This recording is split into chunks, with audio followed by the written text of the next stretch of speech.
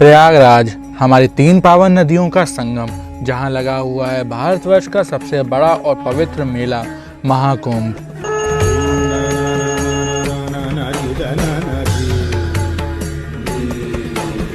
कहीं ना कहीं हर सनातनी का सपना होता है इस महाकुंभ में आना और यहाँ पे इस पावन संगम में डुबकी लगाना। इन सनातनियों में से एक मैं, जिसका ये सपना इस वर्ष पूरा हुआ है। आपको इस वीडियो के माध्यम से महाकुंभ से रिलेटेड सारी जानकारी दूंगा।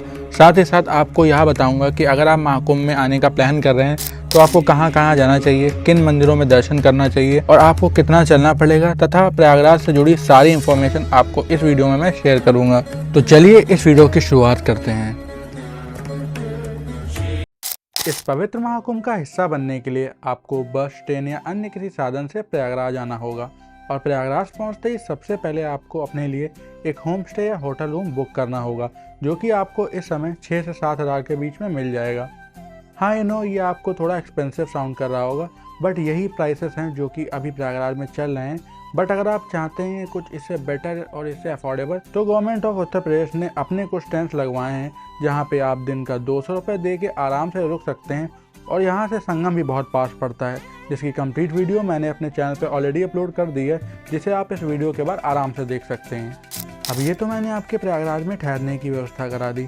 अब बात करते हैं उस चीज़ की जिसके लिए आप प्रयागराज आए हैं, यानी कि संगम में स्नान करने की। अब आप प्रयागराज में चाहें कहीं भी रुके हैं, आपको सुबह 4 से 5 बजे तक हर हालत में घाट पे स्नान करने के लिए प्रस्थान करना है, ताकि आप आराम से वहाँ स्नान कर सकें और आपको ज़्यादा भीड़ भाड़ का भी सामना ना करना पड़े। अब मैं आपको सुबह सुबह स्नान करने का इसलिए भी सजेस्ट कर रहा हूँ ताकि हमारे पास प्रयागराज एक्सप्लोर करने के लिए पूरा दिन रहे एंड आप भीड़ भाड़ वाली जगह से भी निकल आएँ। पवित्र संगम में स्नान करने के 2 तरीके हैं। पहला ये कि आप बोट करके संगम के बीचों बीच में जाएं और वहाँ पे बने प्लेटफॉर्म पे स्नान करें, और दूसरा संगम के किनारे बने घाट पे। अब आपको जो तरीका आसान लगे आप उसे प्रेफर कर सकते हैं, बट अपने परिवार और सामान का ध्यान रखिएगा।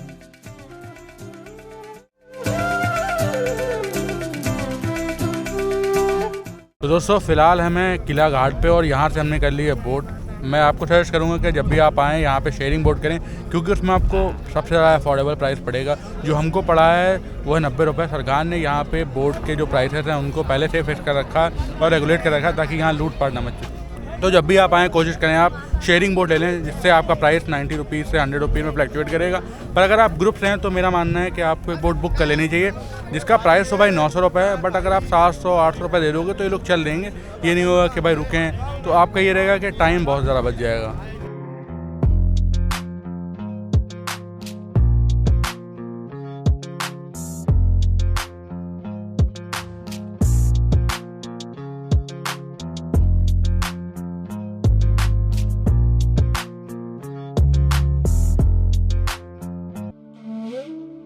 तो भाई जी, मेरे पीछे फ़िलहाल है वो जगह जहाँ पे आप स्नान करेंगे। यहाँ पे नीचे पट्टे टाइप के पड़े हैं, जहाँ पे आपको उतर के स्नान करना होता है। इससे पहले जब हम पिछली बार आए थे तब ज़्यादा भीड़ नहीं थी, इस वजह से आप डायरेक्ट जाते थे, वहाँ पे स्नान करते थे, 20-20 रुपये देना होता था। अभी क्योंकि ज़्यादा भीड़ है तो बोट के भी नंबर लगे हैं, एक क्रम से बोटें लगी हैं। जो आगे हैं उनको पहले मौका मिलेगा स्नान करने का, उसके बाद पीछे वाले का। तो जब भी आप यहाँ पे आएँ, एक चीज़ का ध्यान रखिएगा कि यहाँ पे जो बोट जिनकी होती है, जिनका प्लेटफॉर्म बनाते हैं, वो बहुत ज़्यादा डिमांड करते हैं। बस सरकार ने इसका रेट 20 रुपये फिक्स कर रखा, तो आपको उससे ज़्यादा नहीं देना। आपको पहले उनसे बात कर लेनी, अगर नहीं मानते तो आपको दूसरी जगह देख लेना। ये देखिए, यहाँ पे कुछ इस तरीके के प्लेटफॉर्म्स होते हैं जहाँ पे आप स्नान कर सकते हैं। आप यहाँ पे गलती से भी इन प्लेटफॉर्म्स के अलावा आप कहीं मत उतरिएगा, क्योंकि यहाँ की अनुमानित गहराई 100 से 200 फीट तक हो सकती है। तो एक चीज़ का हमेशा ध्यान रखिएगा कि जो प्लेटफॉर्म्स है पहले धीरे धीरे उन पर पैर रख के चेक करिएगा कि नीचे प्लेटफॉर्म है कि नहीं है। फिर जब आप संतुष्ट हो जाएं कि हाँ भाई प्लेटफॉर्म से, फिर जाके किसी रस्सी या किसी चीज़ को छोड़िएगा, क्योंकि यहाँ की गहराई का कोई भाई अनुमान नहीं है। इसीलिए अपनी सेफ्टी अपने हाथों में रखिएगा। जो भी दिए गए प्लेटफॉर्म से वहीं पर स्नान करिएगा। साथ ही साथ जैसा कि आप देख पा रहे होंगे, यहाँ पे आपको हवन और पूजन का भी सामग्री मिल जाती है। बट ये चीज़ें अगर आपको खुद करनी है तो ही लीजिएगा, वरना वो देते तो हैं आपको दूध चढ़ाने को और बाकी सारे फल फूल चढ़ाने को, फिर बाद में आपसे रुपये मांगते हैं। तो ये चीज़ें पहले ही आप अगर क्लियर कर लेंगे तो आपको कोई इशू नहीं होगा फ्यूचर में। हर हर गंगे, हर हर गंगे, हर हर गंगे, हर हर गंगे, हर हर गंगे, हर हर गंगे। चला डुबकी। बोलो गंगा मैया की जय। मंजन घेस भरा मंजन।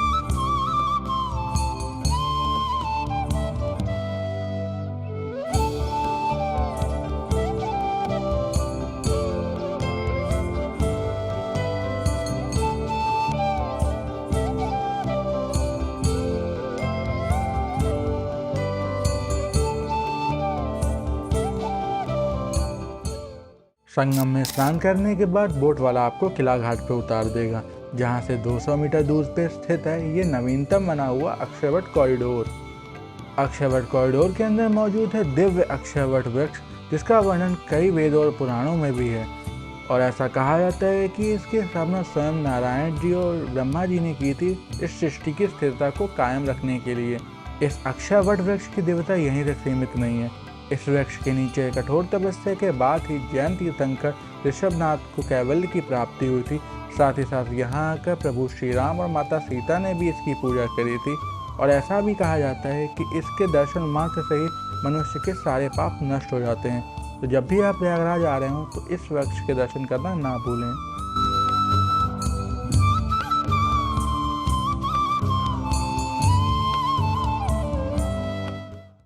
अब अक्षयवट वृक्ष के दर्शन के बाद मैं आपको यहीं अंदर बने हुए पातालपुरी मंदिर के दर्शन करवाता हूँ। अब इस मंदिर को पातालपुरी इसलिए भी कहा जाता है क्योंकि यह मंदिर पृथ्वी की सतह से कुछ फीट नीचे स्थित है। साथ ही साथ यहाँ आपको 40 से अधिक देवी देवताओं तथा ऋषि मुनियों के दर्शन होंगे। तो जब भी आप अक्षयवट कॉरिडोर में दर्शन करने आए तो इस पातालपुरी मंदिर के भी दर्शन जरूर कर लें। अब हमारे तो अक्षयवट कॉरिडोर में दर्शन बहुत ही अच्छे से हो गए, पर अगर आप लोग भी यहाँ दर्शन करने आ रहे हैं तो एक चीज़ का ध्यान रखिएगा कि अगर आप शाही स्नान वाले दिन आएंगे तो प्रयागराज में ज़्यादातर मंदिर आपको बंद मिलेंगे, क्योंकि नॉर्मल दिनों से उन दिनों में भीड़ ज़्यादा होती है। इसीलिए मंदिर प्रशासन किसी दुर्घटना को टालने के लिए पहले से ही सारे मंदिर वगैरह बंद करा देते हैं। इसीलिए अगर आप यहाँ पे दर्शन करना चाहते हैं तो या तो आप शाही स्नान के एक दिन पहले यहाँ पे दर्शन कर लें और या तो आप उसके एक दिन बाद यहाँ पे दर्शन करने का प्लान करें। अब आप जैसे ही पातालपुरी मंदिर से बाहर निकलेंगे आपको सामने ही लेटे हुए हनुमान जी का भव्य कॉरिडोर दिख जाएगा। तो इस दिव्य मंदिर में हनुमान जी की विश्राम मुद्रा में मूर्ति स्थापित है। यह मंदिर प्रयागराज के उन गिने चुने मंदिरों में से है जहाँ पे आपको इस महाकुंभ आना बिल्कुल भी नहीं भूलना है। तो चलिए चल के प्रभु का आशीर्वाद लेते हैं।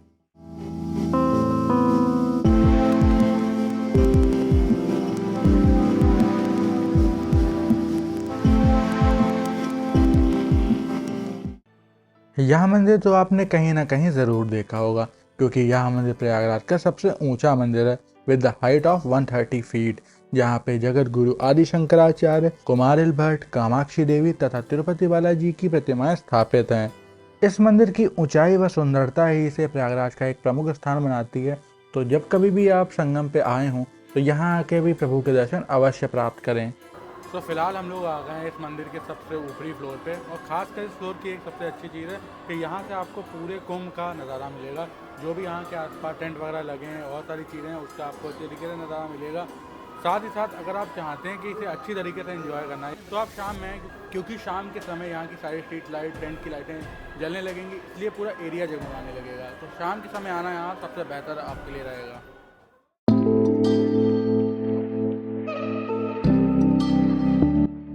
प्राचीन श्री वेणी माधव मंदिर को प्रयागराज का एक प्रमुख मंदिर माना जाता है, क्योंकि श्री वेणी माधव जी प्रयागराज के नगर देवता हैं। साथ ही साथ इनके पूरे प्रयागराज में कुल 12 अलग अलग स्थानों पे मंदिर हैं, जिस वजह से प्रयागराज को माधवों की नगरी भी कहा जाता है। तो ये मंदिर प्रयागराज के दारागंज में स्थित है, जहाँ पे आपको प्रभु के अद्भुत रूप के दर्शन होंगे। तो यहाँ आकर भी दर्शन अवश्य प्राप्त करें।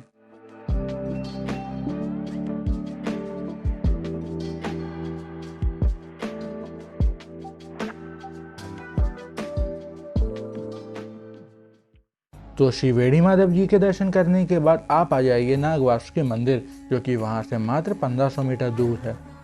अब मंदिर के बारे में बात करें तो यह मंदिर नागराज वासुकी को समर्पित है, जिन्होंने समुद्र मंथन के बाद यहीं आके विश्राम किया था, और यहीं उन्होंने भगवान विष्णु की घंघोर तपस्या की थी, जिस वजह से यह स्थान अति महत्वपूर्ण है। और इसे आप अपनी प्रयागराज की लिस्ट में ज़रूर ऐड कर लें, और यहाँ आके भी आपको दर्शन ज़रूर प्राप्त करने चाहिए।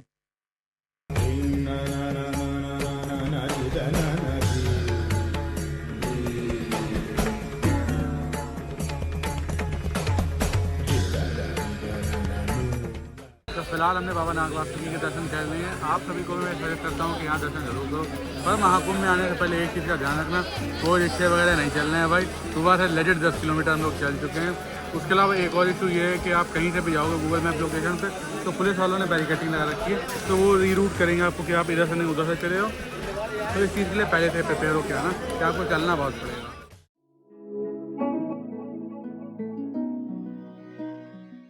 नागवासुकी मंदिर से 2.5 किलोमीटर दूर स्थित यह मंदिर विश्व के बाकी मंदिरों से अलग है, क्योंकि यहाँ किसी मूर्ति की नहीं बल्कि एक पालकी की पूजा होती है। दोस्तों फिलहाल मैं हूँ श्री आरोपी देवी शंकरी शक्तिपीठ में, जो कि हमारे 51 शक्तिपीठों में से एक है। इसके बारे में ये भी कहा जाता है कि जब यहाँ पे माता सती का एक अंश गिरा था तो वह गायब हो गया था, जिस वजह से इसे आरोपी शंकरी शक्तिपीठ कहा जाता है। यहाँ पे माता का कोई स्वरूप तो नहीं है, पर यहाँ पे एक माता के झूले की पूजा होती है।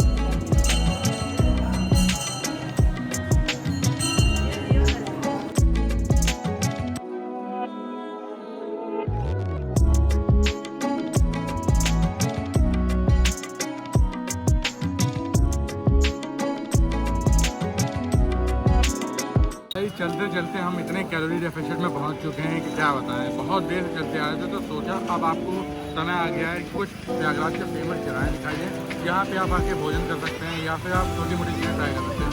उनमें से एक है देहाती रसगुल्ला काउंटर या देहाती रसगुल्ला, जहाँ पे आज हम गुलाब जामुन ट्राई करेंगे।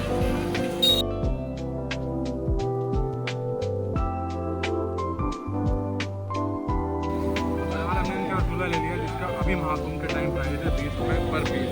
हमने 2 लोगों के लिए 2 पीस लिए हैं। दाल आपको टेस्ट करते हैं और आपको बताते हैं कैसा क्या है।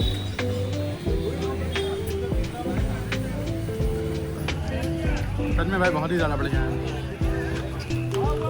तो फिलहाल भाई हमने देहाती रसगुल्ला कॉर्नर पे 2 रसगुल्ले लपेटे हैं। मुझे सच में बहुत ही ज़्यादा मीठा पसंद है, इस वजह से मैंने वहाँ 2 रसगुल्ले खाए। इसके बाद अब हम जा रहे हैं जयसवाल डोसा कॉर्नर पर डोसा खाने। यहाँ का डोसा प्रयागराज में one of the most famous है। इसके अलावा चंदलोक चौराहे पे चंदलोक कचौड़ी वाले का भी डोसा बहुत बढ़िया है, जो कि आपको मैंने पिछली प्रयागराज वाली वीडियो में दिखाया था। और इस बार मैंने सोचा कोई नई स्पॉट चेक करूँ, तो उसके लिए मैं जा रहा हूँ जयसवाल डोसा कॉर्नर पे।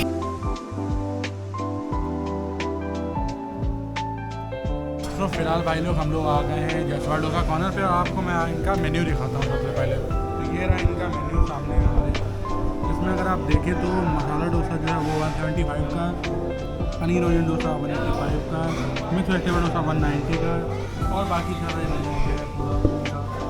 और जब हमने भाई से पूछा तो भाई ने बोला सबसे बेस्ट इनका मसाला डोसा है, वरना मेरा मन तो मिक्स वेजिटेबल डोसा का था, क्योंकि भाई ने सजेस्ट किया है कि मसाला डोसा इनका वन ऑफ द बेस्ट है, तो वही ट्राई करते हैं।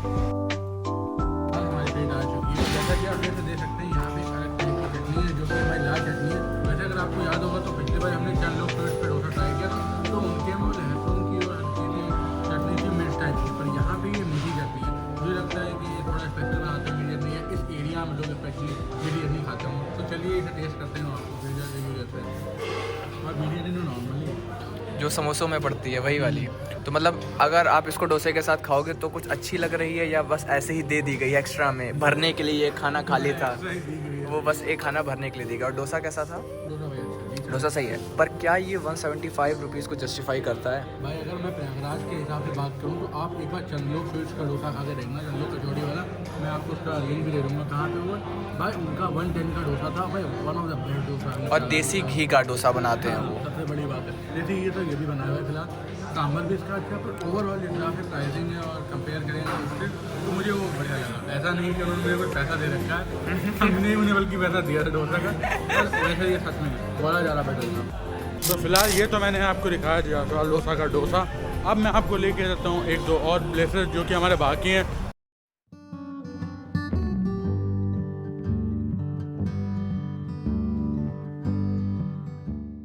तो फिलहाल हम ऐसे ही रास्ते में जा रहे थे, और प्रयागराज की एक बात जो मुझे बहुत ही ज़्यादा अच्छी लगती है, ये चीज़ बनारस में भी आप देख सकते हैं कि यहाँ पे बहुत पुरानी जगह हैं, जिनमें से एक ये जगह है। तो इस मंदिर का नाम है राम जानकी मंदिर, जो कि आपको संगम रोड पे मिल जाएगा। मैं इसकी डिटेल जो लोकेशन है वो डिस्क्रिप्शन में मेंशन कर दूँगा, प्लीज़ ज़रूर यहाँ पे आएँ।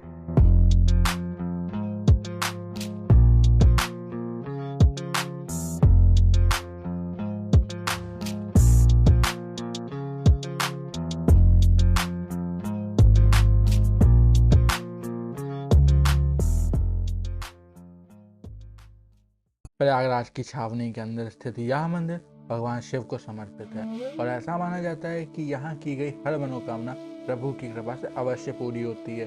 तो यहाँ आकर प्रभु के दर्शन करना बिल्कुल न भूलें।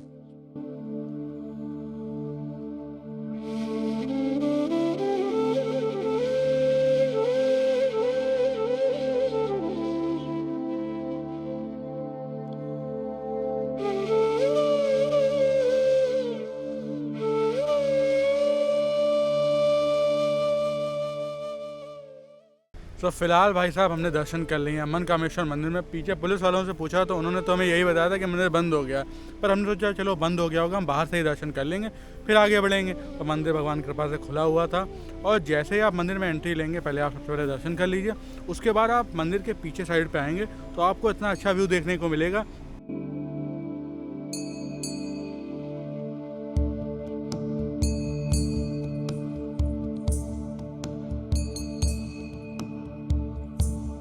तो आपने सुना होगा एक कहावत कही जाती है कि आवश्यकता ही आविष्कार की जननी है। उसका प्रयागराज में हमने प्रैक्टिकल एग्जांपल देख लिया। तो जो ठेलियाँ नहीं होती हैं भाई, उन ठेलियों पे लोगों ने पन्नी डाल के उन्हें रिक्शे की तरह बना लिया है, क्योंकि रिक्शा वगैरह कहीं जाने नहीं दिए जा रहे हैं। शाम हुआ है दोस्तों और समय आ चुका है कि मैं आपको एक ऐसी चीज़ दिखाऊं जिसके बिना आपकी महाकुंभ की यात्रा अधूरी रह जाएगी। तो मैं किसी और चीज़ की नहीं बल्कि प्रयागराज में आयोजित लेजर शो की बात कर रहा हूँ, जिसे देखने के लिए आपको कालीघाट आना होगा, जो कि न्यू यमुना ब्रिज और ओल्ड नैनी ब्रिज के बीच में पड़ता है। एंड दोस्तों अगर इसकी टाइमिंग की बात करें तो आपको स्क्रीन पे इसकी डिटेल टाइमिंग दिख रही होंगी। साथ ही साथ मैं आपको बता दूं कि इसकी कोई टिकट वगैरह नहीं पड़ती है, ये प्रयागराज गवर्नमेंट द्वारा फ्री ऑफ कॉस्ट ऑर्गेनाइज कराया जा रहा है। बट आपको ये इंश्योर करना है कि आप जल्दी आ जाएं ताकि आप अच्छे से एंजॉय कर सकें।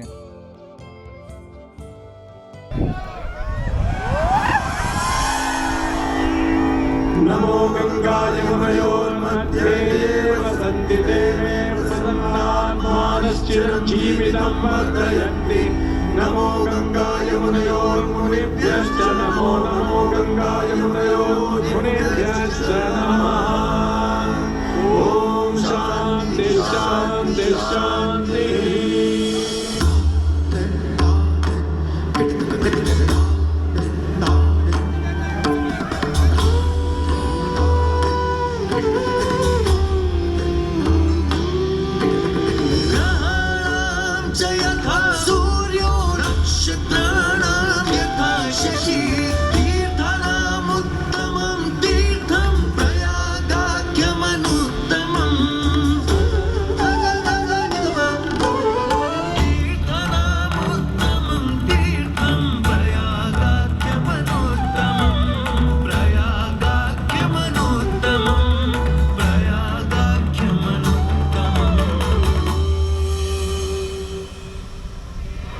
सूर्य ग्रहों में श्रेष्ठ है और चंद्रमा नक्षत्रों में श्रेष्ठ है, उसी प्रकार प्रयाग सभी तीर्थों में सर्वश्रेष्ठ है।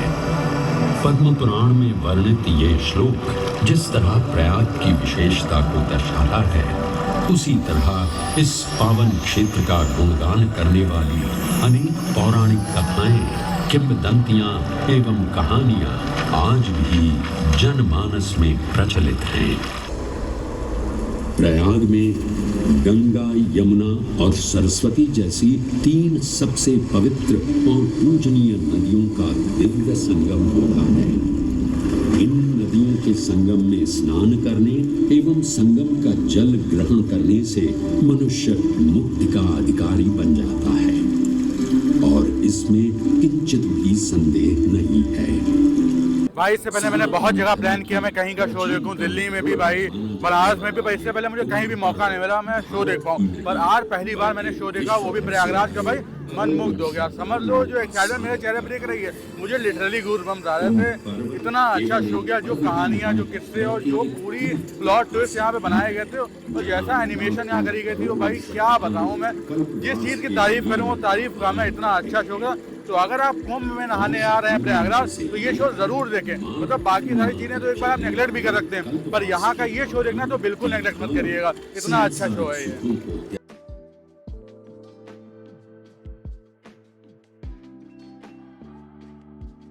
इस भव्य लेजर शो का आनंद लेने के बाद हम बढ़ चलते हैं अपने आखिरी स्थान की ओर, जो कि है शिवालय पार्क। शिवालय पार्क प्रयागराज की एक फेमस टूरिस्ट स्पॉट है जो कि महाकुंभ के टाइम स्पेशली डेवलप करी गई है। इस शिवालय पार्क में आपको भारतवर्ष के 12 ज्योतिर्लिंग देखने को मिल जाएंगे। साथ ही साथ यह शिवालय पार्क भारत के नक्शे पर आधारित है।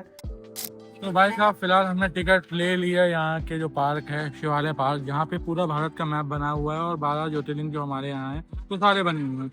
जो इसकी टिकट की प्राइसिंग है वो normal day Monday to Friday 50 रुपये पर पर्सन है, और जैसे कि सैटरडे संडे पड़ता है उस दिन की प्राइस है 100 रुपये पर पर्सन। जो हमारे छोटे बच्चे हैं 3 साल से कम उनके लिए फ्री है, और जो हमारे बूढ़े हैं 60 साल से ऊपर उनके लिए भी यहाँ पे फ्री है, उन्हें कोई टिकट नहीं लेनी किसी भी दिन।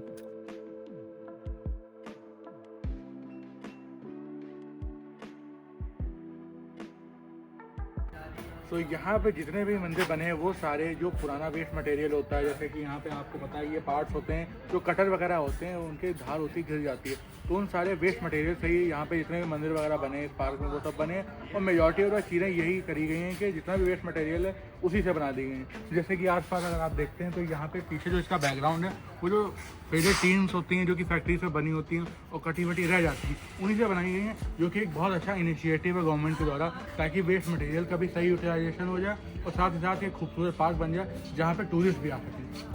तो दोस्तों फिलहाल शाम का 7:30 बज रहा है और मैंने ये सोचा था कि शाम को आऊँगा तो ये पार्क मुझे बहुत ही अच्छा दिखेगा।